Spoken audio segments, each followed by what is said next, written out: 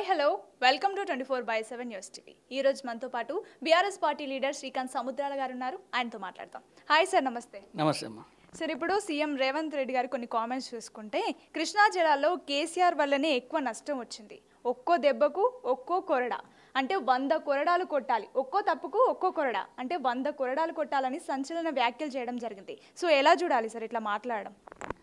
ఇది ఎంత పెద్ద జోక్ అంటే కేసీఆర్ గారు చేసింది తప్పుకి ఒక్కొక్క తప్పుకి కొరడా దెబ్బ అంటున్నారు. సార్ మరి మిమ్మల్ని ఏం చేయాలి సార్? మీరు ఒక్క మాట చెప్పండి, మిమ్మల్ని ఏం చేయాలి? మీకు 1000 కొరడా దెబ్బలు కొట్టాలా సార్? మీరు ఎన్నికల ముందు చెప్పింది ఏంటి సార్? ఇప్పుడు మీరు చేస్తుంది ఏంటి సార్? ఎన్ని హామీలు ఇచ్చారు? మీరు ఏం చేస్తున్నారు? ఎందుకు సార్ నిరుద్యోగులు ధర్నాలు చేస్తున్నారు? ఎందుకు సార్ విద్యార్థినీలు మీరు స్కూటీలు ఇస్తారని రోడ్డు మీద వెయిట్ చేస్తున్నారు సార్? మీరు ఇట్లా చూసుకుంటూ పోతే మీరు ఇంకోటి రైతు బంధు ఎన్ని ఎగ్గొట్టిరు సార్?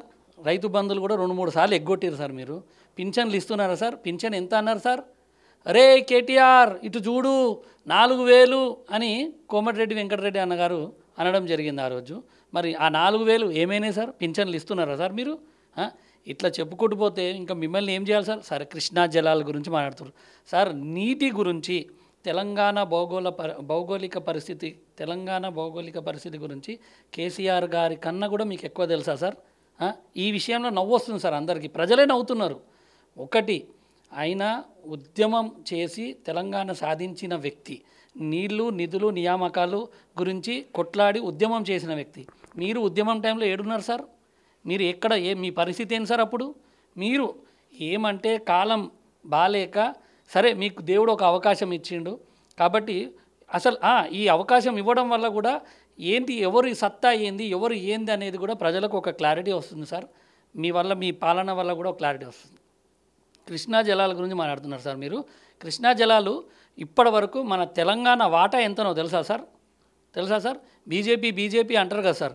మరి దగ్గర 3వ టర్మ్ మోడీ గారు సెంట్రల్ గవర్నమెంట్లో పీఎంగా ఉన్నారు.